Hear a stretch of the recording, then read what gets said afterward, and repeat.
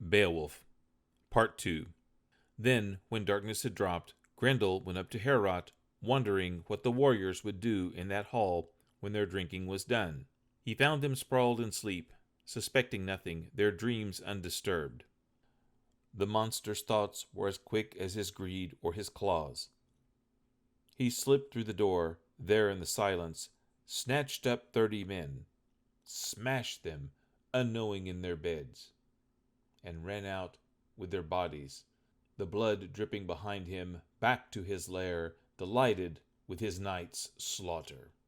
At daybreak, with the sun's first light, they saw how well he had worked, and in that grey morning broke their long feast with tears and laments for the dead.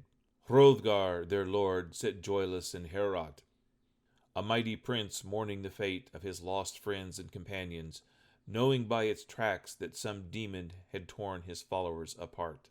He wept, fearing the beginning might not be the end. And that night Grendel came again, so set on murder that no crime could ever be enough, no savage assault quench his lust for evil. Then each warrior tried to escape him, search for rest in different beds, as far from Heorot as they could find, seeing how Grendel hunted when they slept. Distance was safety. The only survivors were those who fled him. Hate had triumphed. So Grendel ruled, fought with the righteous, one against many, and won. So Heorot stood empty and stayed deserted for years, 12 winters of grief for Hrothgar, king of the Danes. Sorrow heaped at his door by hell-forged hands.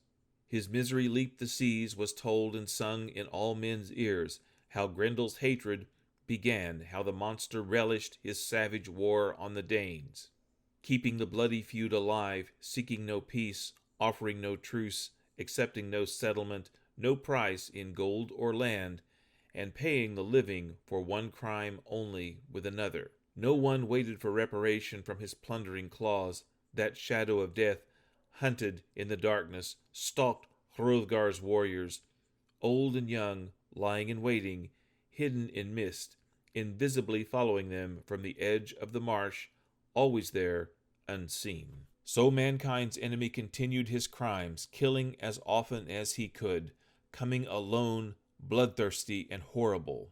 Though he lived in Heorot, when the night hid him, he never dared to touch King Hrothgar's glorious throne, protected by God, God whose love Grendel could not know.